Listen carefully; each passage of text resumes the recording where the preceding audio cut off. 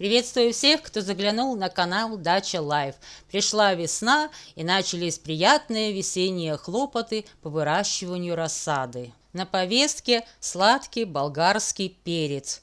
Мнения разделились, но я остаюсь при своем и не усложняю себе жизнь разными фантазиями. Обросла собственным опытом, вывела свои правила, которым следую до сих пор, и выращиваю чудную рассаду, минуя все чудодейственные способы. Мои убеждения основаны на долгой практике. Главным условием – соблюдать все агротехнические приемы. Ведь правильная рассада – это начало хорошего урожая.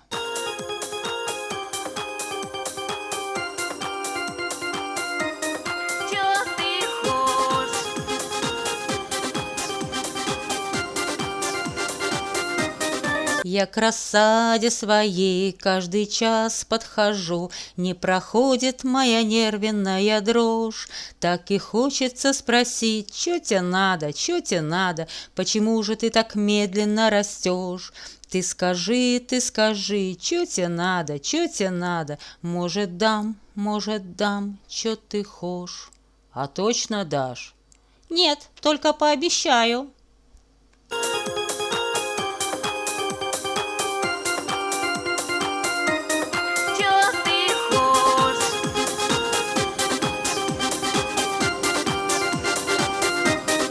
Это была шуточная песенка на удачу всем огородникам. Ну а сейчас поговорим о серьезном. Очень сложно противостоять информационному шуму на просторах интернета.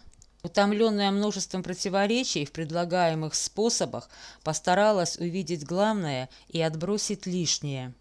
Более значимы для меня факты, а не домыслы. Многое выглядит сомнительно, поэтому... Не верю.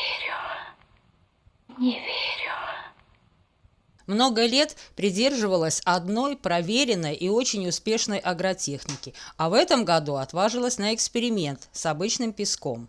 Результат проращивания семян в песке очень даже порадовал. Показываю пикировку молодых сеянцев в питательный грунт. Семена были посеяны 21 февраля. Семена проклюнулись на 5-й день. На 10-13-й день началось выдвижение молодых настоящих листиков, поэтому пересадка обязательна. Мне очень понравилось, как сеянцы в песке нарастили такую отличную корневую систему. Вот такими они будут посажены в питательный сбалансированный грунт, и этот метод у меня приживется. Также в питательный грунт будут посажены сеянцы из 3-летних семян. Проклюнулись проростки на 10-й день. Выдвижение настоящих листиков молоденьких началось на 10-13 день, как и у сеянцев из свежих семян. Более подробно показано в ранее снятом ролике. Разница в корне несущественная. У сеянцев разница в семядольных листьях в огородной земле крупнее, чем в песке. Корневая и надземные части молодых сеянцев очень сильно разнятся. Неизвестно, как могут отреагировать на подкормки, поэтому исключаю их полностью. Мало того, что сеянец мутант, еще и корневая больная. Посадила как есть, одного и второго, развиваются нормально, красавцы-альбиносы. Реально отстают в развитии от остальных перцев, но очень стараются. Интересно посмотреть, как они себя поведут в течение сезона. Для такого сеянца количество грунта в стаканчике ограничиваю кусочком пенополиэтилена. Не происходит закисление грунта и не нарушается воздухообмен для корешков. Сеянцы без наличия хотя бы 2 настоящих листиков не заглубляю, так как нет достаточного фотосинтеза для обеспечения образования дополнительных корешков. На восстановление поврежденной корневой системы будут расходоваться сахара, которые могли бы участвовать в росте надземной части, поэтому на время образования всасывающих корешков рост листовой массы будет приостановлен. Прикорневая зона перчика обрастает придаточными корнями, и способны они образовываться, когда начинается активный синтез сахара.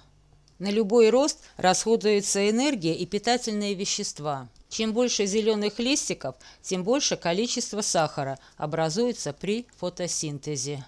При заглублении корневое дыхание сеянца меняется, и растение вынуждено образовывать ближе к поверхности придаточные корни для нормализации воздухообмена. Даже с наименьшим травмированием корневой системы растение некоторое время пребывает в стрессе. У перца очень слабая регенерирующая способность, поэтому помощь в виде ауксинов и витаминов не помешает. Я никогда не вмешиваюсь в естественные процессы развития любой рассады, ничего не ускоряю, только соблюдаю все агротехнические приемы по выращиванию данной культуры.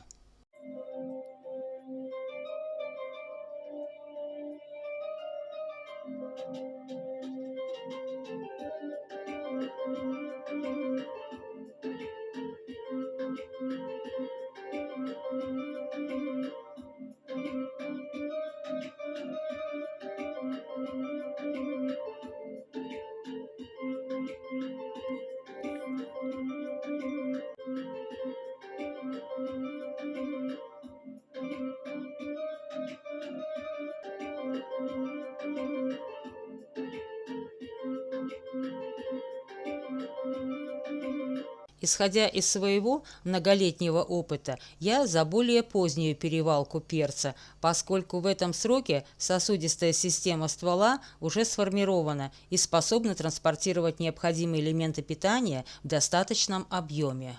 Это могут быть как 2, так и 4 хорошо сформированных настоящих листа.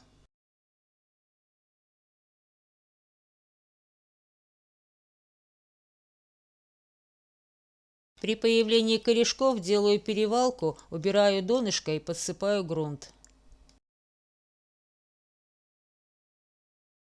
Экспериментируя с песком, выявила ключевые детали данного способа, поэтому в его надежности не сомневаюсь.